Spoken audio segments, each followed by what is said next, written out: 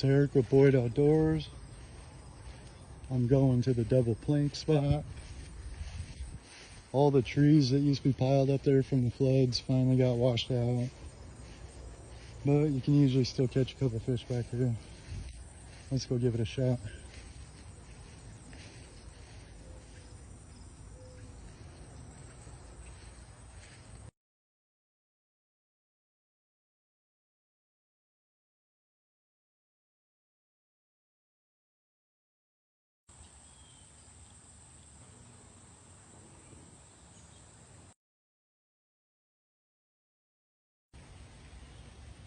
Well, the plank spot, Jessica was very generous. It coughed up 2 bass. That's usually what I'd come to this spot for, is just a chance to catch a bass or 2. I don't know how many bluegill I caught too, but caught 2 dink bass. That's why I came here. Go to Boyd Outdoors on Facebook, YouTube, hit like, subscribe, take a kid fishing.